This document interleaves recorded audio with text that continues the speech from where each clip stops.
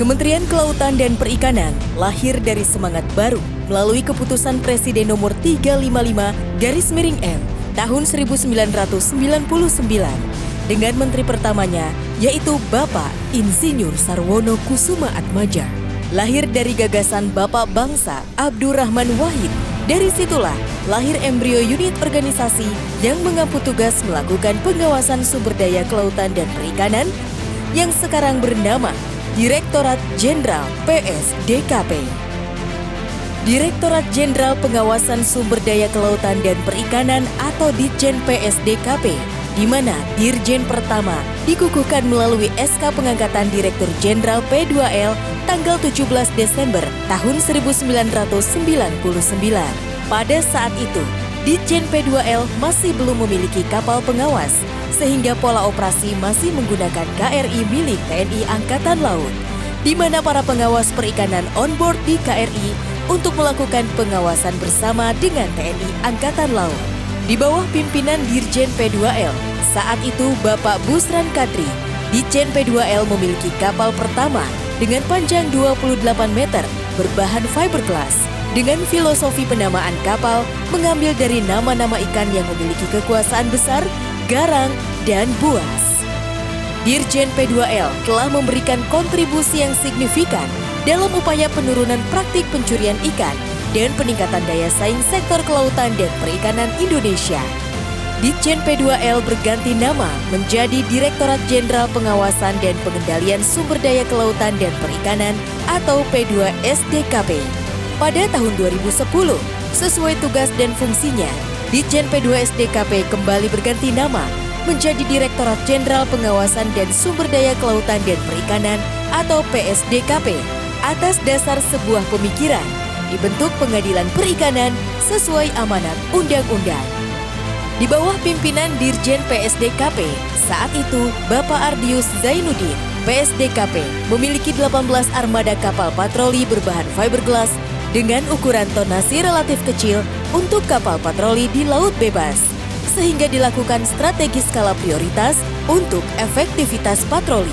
Kemudian dibentuk Integrated Fisheries Surveillance System yang mengedepankan pemanfaatan teknologi radar yang mampu mengidentifikasi kapal legal dan ilegal.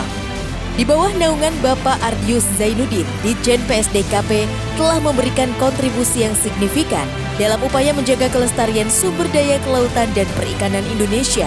Program-program yang diimplementasikan olehnya telah membuahkan hasil dengan meningkatnya efektivitas pengawasan.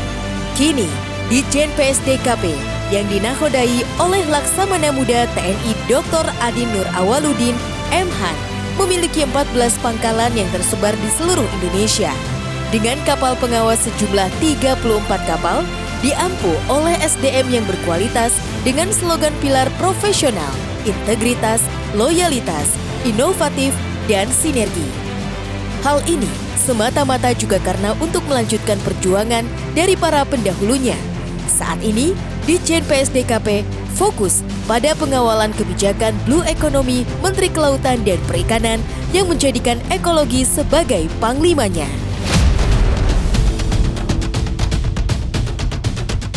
PSDKP siap menjalankan tugas dan fungsi pengawasan sumber daya kelautan dan perikanan dengan personel pengawasan yang terdiri dari 388 personel Polsus PW P3K,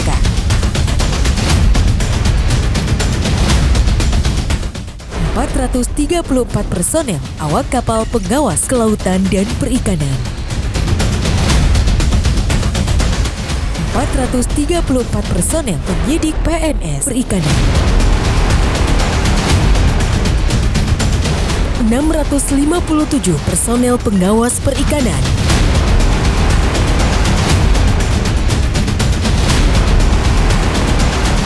dengan armada pengawasan 34 unit kapal pengawas kelautan dan perikanan, 91 unit speedboat dan unit reaksi cepat, 2 unit pesawat patroli,